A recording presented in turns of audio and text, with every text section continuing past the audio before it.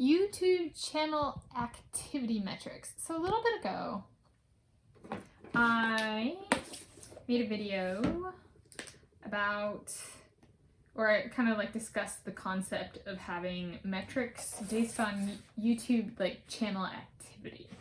So this video is going to be about YouTube channel activity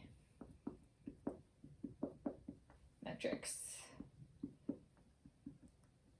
which I guess we can do lowercase a, go with sentence case for the writers who are into stylization. So, and this is a capital T. YouTube channel activity metrics. So I put together a list of different metrics, but different parameters first. So we're going to break it down into two things. The first thing is parameters. So these are like, these can be qualitative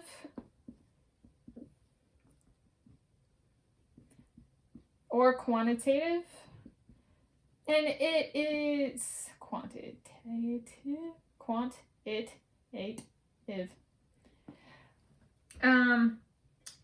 I would say, so these are all things, the parameters are things that I have looked at, and I have looked at in a qualitative sense in the past, and they're very good for like building kind of an intuition on YouTube.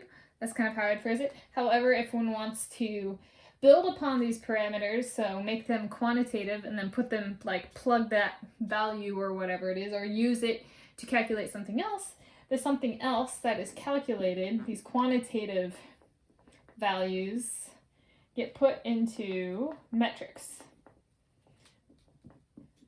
So if you're not really a math person or aren't really looking into like calculating something, the parameters I'm going to go through first, and those are kind of like things that just from self-observation and kind of what catches my eye on channels as I surf through channels and surf through videos and find things to watch and stuff like that. These are things that, through my experience, I have found that tend to give a channel a feel, kind of. And then the metrics are things that if I want to assess my channel, so this is kind of getting at like, how do I assess my channel activity and output and that kind of stuff.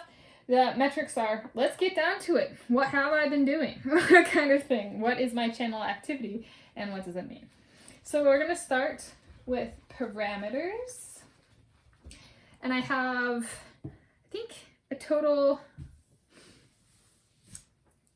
of 4 or 5 or 6 or 7? No. Okay, let's just go through. So these are parameters. The first one is, and so I said that these can plug in to the metrics. So the first one is kind of obvious. So this is going to be the date the metric is calculated. So if I'm if I'm out looking at YouTube channel, it'd be like today's date. So super simple. Up next is the channel start date.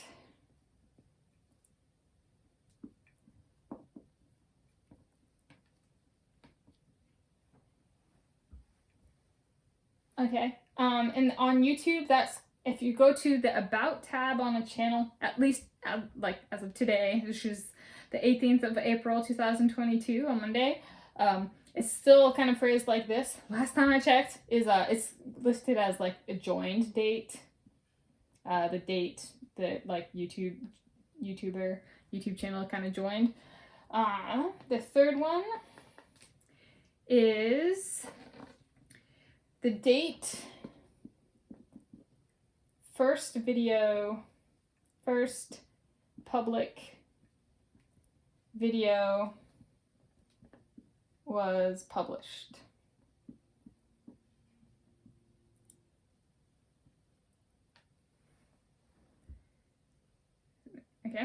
And then the last one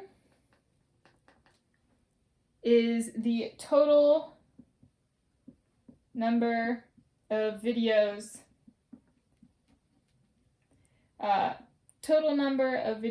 published publicly.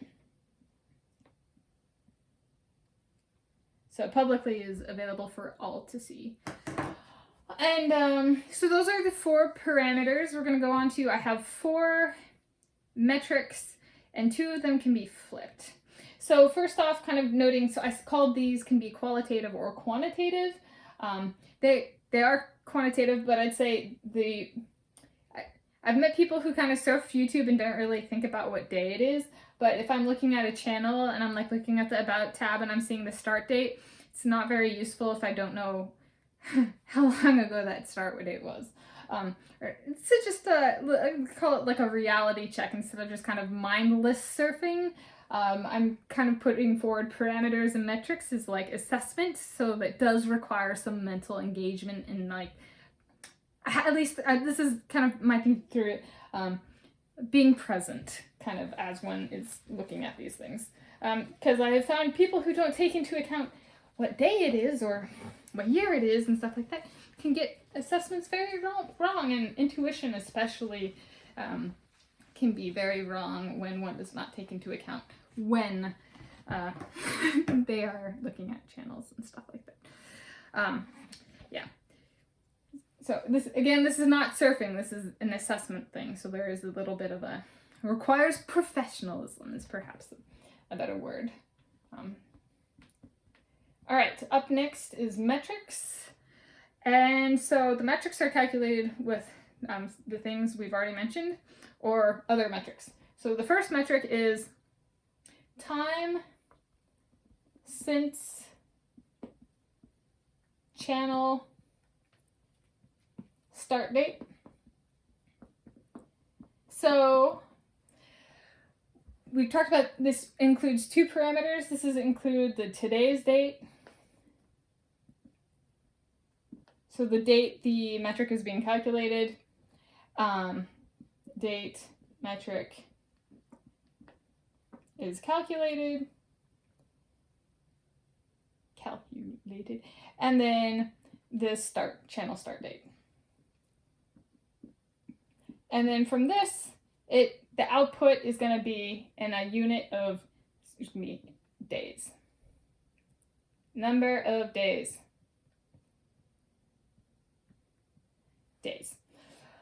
Channel start date. And so I will make a note here. This is inclusive. Inclusive. So that means that the day the channel started and the day of the calculation of the metric is included. And then something very easy to forget, and that's forgotten surprisingly a lot, especially when people do like auto formulas or autofill in Excel spreadsheets, is that there exists this thing called a leap day. Leap days exist, and what that means is there are 366 days in a leap year. So if a channel has been around through a leap year or a leap day or multiple, if one wants to get this calculation correct, then they need to include 366 days in a leap year. So that's one metric. Time since channel start date. And tied to that is, okay, that's great. The channel's been around, I have an idea, I've now calculated the channel age in days. What do I do with that? I'm going to do the time since, so what I just wrote out, time since channel start date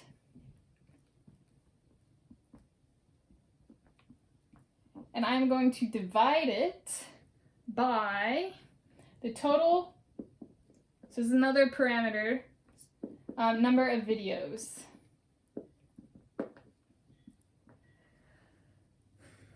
On the channel. So this is going to be number of days, this is in days, and this is going to end up as, so this is videos, and it comes out when this is calculated, it comes out as a number of days per video, which is actually really cool.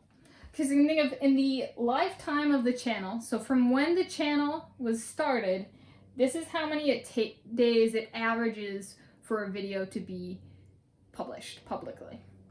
I think that's very cool. I think it's a very cool metric. And it also gets, if somebody has a value of less, what does it mean? Okay, so if the value is 1 or more, it means a person takes 1 or more days to produce a video in the lifetime of the channel. If this is less than 1, it means on average they're uploading multiple videos a day. And if this value is a really small decimal, well, they might upload things on average a video every hour kind of thing. And that's for like since they started the channel, which is like, whoa, so that's a lot of videos. Okay, and then 2 more and we're done. The next one is the time since, yes, another time since, date of first video published publicly. So this is kind of like the last one. If the channel is like my channel, there's like a 3 or 4 year gap between making the channel and when I uploaded my first video. So if someone wants to take into account a 3 or 4 year break and say that is representative of when I upload videos, then they would include it in the first one. If people just want, like, since a person has been actively uploading and publishing on YouTube, this is more accurate. Because it's accepting of the reality of the first post kind of thing. But like I made my channel and I did it intentionally, and I was like, it'll take me a while, but I'm still going to challenge myself to to follow through and post videos, and it took me a few years. So I'm not afraid of either metric. I'm putting these out here because I like them. So then again, date metric is calculated, related, and date of publication of first public video. And this is going to be inclusive, so includes the day that I am making this calculation and the day the video was posted, and don't forget leap days, because they exist, even though they're forgotten a fair amount of the time. All right, and then we're going to take this value and do kind of what we did last time. For our the last metric that I've kind of come up with here, anyway, is total, oh wait, sorry. Time since first public video published divided by total number of videos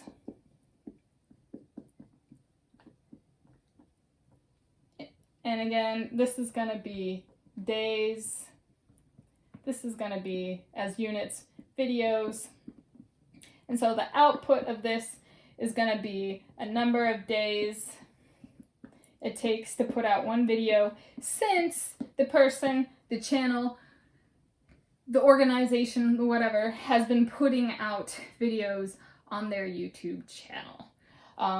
So yeah, if one wants like the entire time frame, like for thinking about for myself, why did I produce, say, this first one if I took 3 or 4 years to start publishing videos, I still include it because who knows, maybe there will be a 3 or 4 year break down the road, maybe there will be a decade break, you know, like stuff like that. I'm applying constraints like that to my YouTube channel, that it has to function in a certain way at this point in time. And so I put forward both of these, all 4 of these things, because it's kind of some people do take breaks. And those channels can take like a 5-year break and come back, or a decade break and come back even stronger. So it doesn't, this is good for some channels. Some channels, the break might be useful. Some channels don't ever take a break. Some hit the ground rolling, and then this value, the number of days per video, will be about the same as if it's calculated comparison to between the first video they published and the channel start date. Like if they published a video on the first day the channel was made, then the values are going to be the same. But if there is a gap, this is the more recent metric. So if one's going for recency, either way, this is going to be, out of what I've said, the kind of more useful for getting a number of days per video, based on recent activity, just in terms of the first video published. So those are my 4 parameters and my 4 metrics.